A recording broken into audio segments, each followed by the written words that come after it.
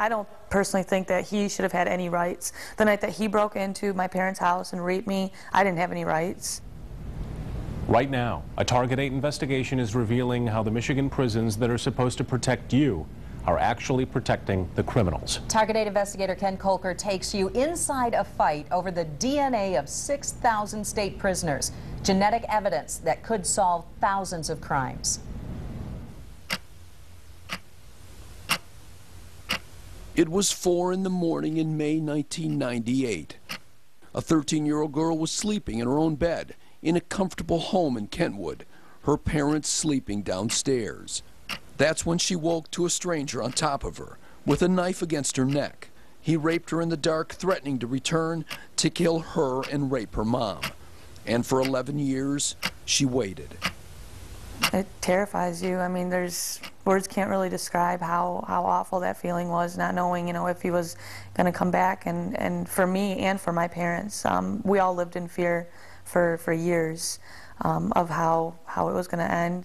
All the while, she was forced to defend herself against police who believed the DNA they found on her and on her sheets, the only real evidence, was left by a boyfriend she was trying to protect. I remember sitting down with a detective and him telling me, you know, statistics say that, you know, 90-some% of people that are raped by somebody that they know, so you have to be lying. What they didn't know was that her attacker, career burglar and 4-time felon Mark Ball, was hiding in a Michigan state prison. For the 7 years that he was locked up on an unrelated home invasion, he closely guarded the key to solving that rape, his DNA.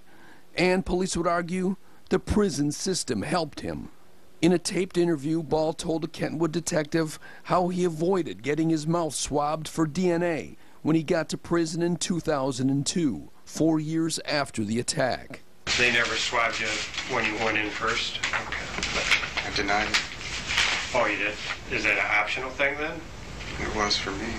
Mark Ball finally surrendered his DNA just before he was paroled in 2009. It sent him back to prison for 40 to 100 years.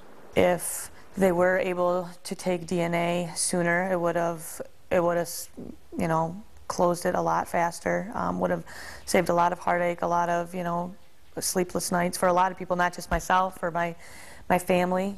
Mark Ball's case is not unusual. As many as 6,000 inmates in Michigan prisons have refused to provide DNA samples, pitting police against the prison system. I think the majority of them are refusing because they have something to hide. Police point to Rodrigo Hernandez, a burglar set free for 6 months in 2002 before his DNA linked him to unsolved murders in Texas and Grand Rapids.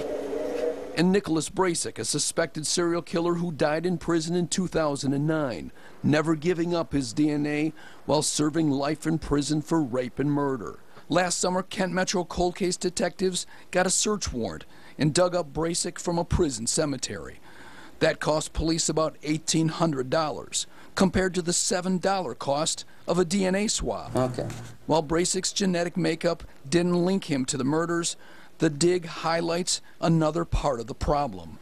More than 280 inmates have died in prison since 2002 without providing DNA. So what do you think got buried with them? We may never know. After the break, why the prison system says it won't force inmates to provide DNA, and how that could hold the key to a murder that's gone unsolved for 25 years. And we'd love to know what happened. We'd love to know who it is. We'd love to know why.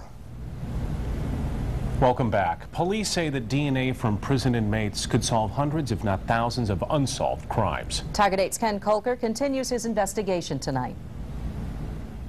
Police say as many as 6,000 inmates have refused to provide their DNA, and they believe one of those samples could be key to helping them unlock a mystery that happened here 25 years ago. Bonnie Ohm, a 34-year-old receptionist, was kidnapped in Grand Rapids and raped. Her battered body found near Pickerel Lake in northern Kent County. We keep hoping, but the more time that goes by, I guess the less chance you have of solving it. But police say they're a DNA sample away. The DNA evidence that had been obtained from Bonnie Ohm had been entered into CODIS, so we're just waiting for it to match whoever. In records obtained by Target 8, police say they've identified as many as 33 possible suspects who lived in the area with violent criminal pasts, including rape, murder, and kidnapping. 32 are in prison but won't provide their DNA, even as Bonnie Ohm's brother was asked and voluntarily gave up his DNA several years ago to cold case detectives. It bothers me a lot. I have to give up my DNA sample, what I'm created of, what I'm made of, but they can get away without doing it. It's not right.